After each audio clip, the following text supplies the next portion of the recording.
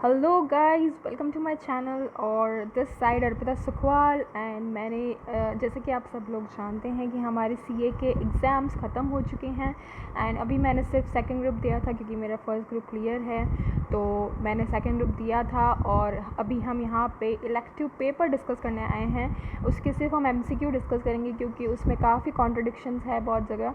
और क्योंकि मैंने इसमें थोड़ी इन डेप्थ स्टडी की थी तो मेरे फ्रेंड्स चाहते थे कि मैं इस पर एक वीडियो बनाऊँ, और ताकि आप सभी को सही आंसर में पहुंचा पाऊँ। हालांकि काफ़ी सारे कॉन्ट्रडिक्शंस हैं, बट ठीक है, वो हम लोग डिस्कस कर सकते हैं। एट द सेम टाइम दूसरी बात कि मैंने इलेक्टिव, मैं बता देती हूँ कि मैंने इलेक्टिव का जो इकोनॉमिक लॉ पेपर दिया था मैंने 20 डेज़ में प्रिपेयर किया था, क्योंकि ये 100 मार्क्स का पेपर है। और मुझे पहले से ही पता नहीं क्यों ऐसा पूर्वाभास हो गया था कि ये पेपर ट्रिकी आने वाला है, तो मैंने 20 डेज़ पूरे प्रॉपर दिए थे। 15 days for self study and 5 days for revising each and every act.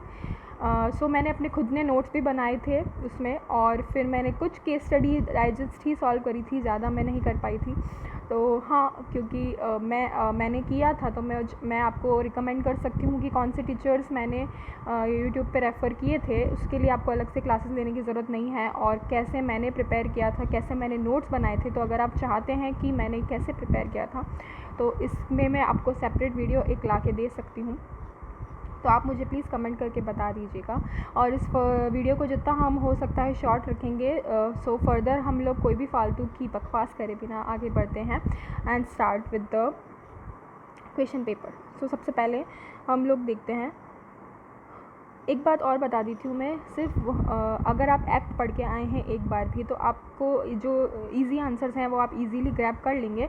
But अगर जो भी ट्रिकी आंसर्स होंगे हम उसको थोड़ा सा डिस्कस कर लेंगे यहाँ पे विद लॉजिक। बट जो इजी आंसर है मैं उसके आपको आंसर्स मतलब लॉजिक विद दिए बिना सिर्फ आपको इसमें आंसर बता देती हूँ कि उसका आंसर क्या है, ताकि आपको सिर्फ आंसर पता चल जाए। सो नहीं तो ये वीडियो बहुत बड़ा हो जाएगा।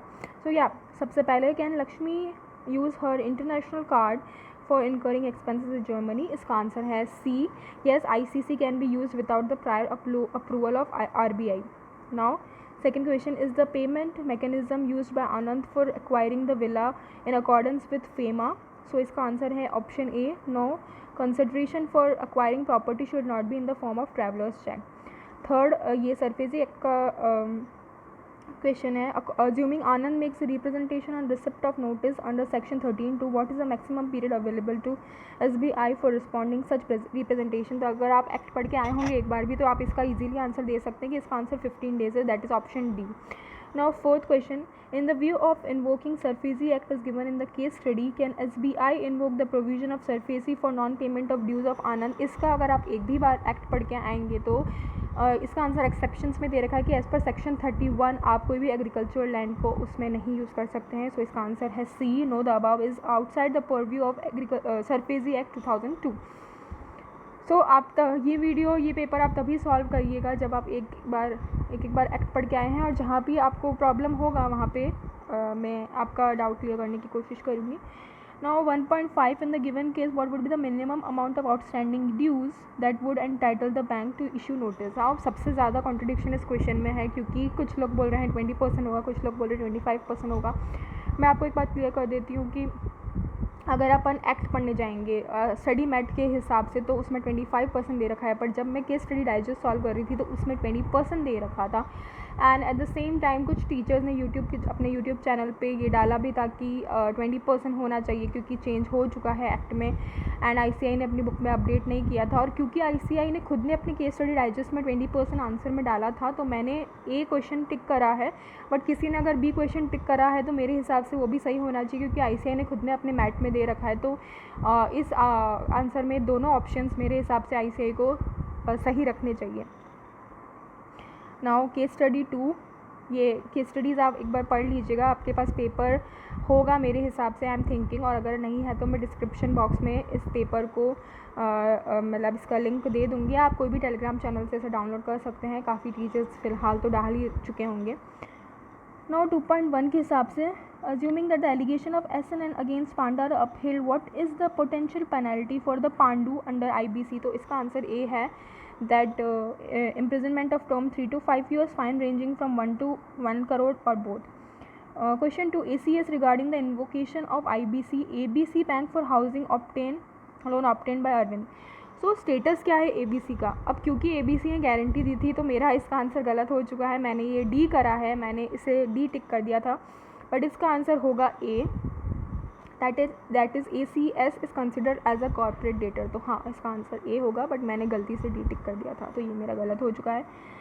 Now 2.3, Pandu wanted to provide the free tablet for every student who undergoes a course with ACS and wanted to ensure that LMS platform is accessible only on the tablet provided by the company.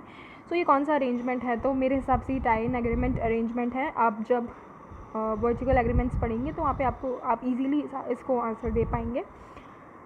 2.4, which of the following is not the advantages of perfect competition. जब ये भी आपको easily book से मिल जाएगा ICI की, कि जो option B है, providing greater choice to the sellers to decide the buyers, तो इसका आंसर ऑप्शन B है.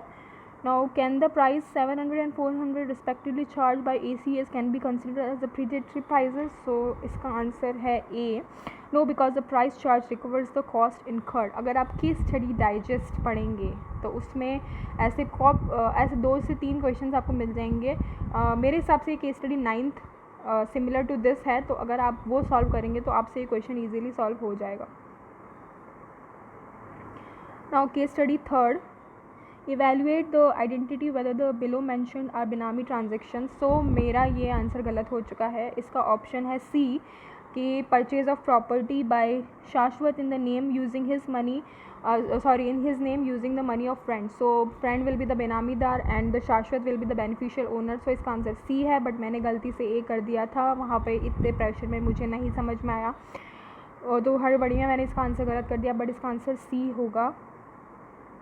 नाउ 3.2, इसका आंसर है option A, 5 April 2021. 3.3, whether the immovable property purchased by शाश्वत in Noida in joint name of himself and his wife is valid under PBT Act. इसका answer है option A, valid because the payment made through a debit entry to the non resident account of शाश्वत.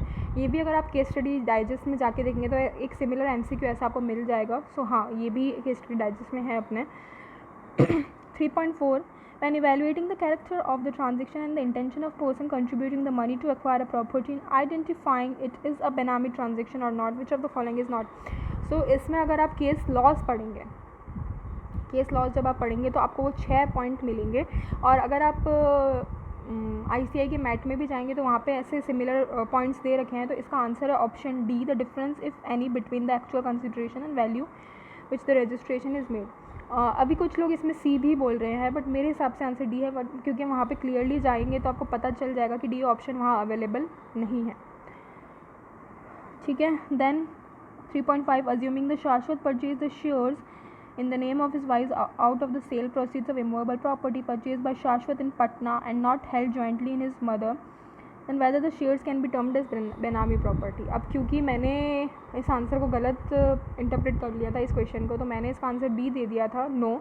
But मैंने जब घर पे आगे past कुछ papers देखे तो उसमें ऐसा सिमिलर MCQ था और उसमें ऑप्शन D दे रखा था, need more information to conclude.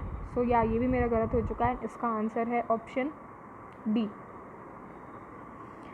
अभी मैं आपको बता दूं कि मैंने केस स्टडी 4 नहीं सॉल्व करा था, क्योंकि हमको वहाँ पे 4 ही केस स्टडी सॉल्व करनी होती. तो मैंने केस स्टडी 4th नहीं सॉल्व करा था, तो मैं वो यहाँ पे आपसे डिस्कस नहीं करूँगी, क्योंकि मुझे उसके आंसर्स में कोई श्योरिटी नहीं है. तो मैं नहीं चाहती कि मैं आपको कोई भी गलत आंसर कन्वे करूँ, तो इसीलिए मैं वो केस स्टडी छोड़ रही हूँ. अगर किसी ने केस स्टडी 4 सॉल्व करा है तो वो किसी और से मतलब डिस्कस कर सकते हैं MCQs. बाकी मैंने केस स्टडी 4 नहीं सॉल्व करा है. ठीक है.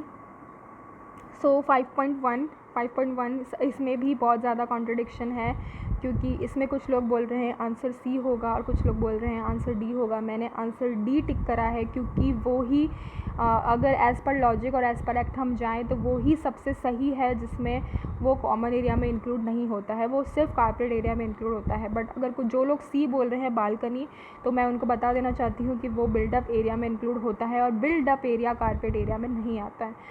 सो इंटरनल वॉल्स ही कारपेट एरिया में आती है, बाकी सब एक बार के लिए कॉमन एरिया में कंसिडर हो जाता है, इसलिए मैंने इसका आंसर ऑप्शन डी करा है। अगर आपको भी कोई कॉन्ट्रडिक्शन है तो आप नीचे कमेंट बॉक्स में मुझे बता सकते हैं। 5.2 का आंसर है कि आपको फिजिकल पोजीशन कितने मंथ्स में लेना पड़ता है, तो इसका आंसर है ऑप्शन ए, विदिन 2 मंथ्स। 5.3 में कि इंश्योरेंस के डॉक्यूमेंट्स कब हैंड ओवर कर देने चाहिए अलॉटीज़ को, तो ये आप एक्ट में जाके देखेंगे तो वहाँ पे साफ साफ दे रखा है on the formation of society, answer is option D. 5.4 में कि भाई मॉरेटोरियम पीरियड में कौन सी एक्टिविटीज़ पे प्रोहिबिशन नहीं होता है, तो answer is option D, the supply of raw meat and pulses from the suppliers processing and packing. Now 5.5 इसका भी आंसर में बहुत कॉन्ट्रडिक्शन था, मैंने इसका आंसर डी टिक किया है, that is D3 and D2 rank equally है, D5 and D4 rank equally, क्योंकि वहाँ पे अगर आप बुक में जाके देखेंगे तो सबसे सही आंसर यही था। हालांकि इसमें D1 ऑप्शन गायब कर दिया है ICAI ने, तो ये ट्रिकीनेस उन्होंने डाली है, बट क्योंकि मेरे हिसाब से और कोई भी सीक्वेंस नहीं बैठ रहा है तो इसमें option D is the correct answer.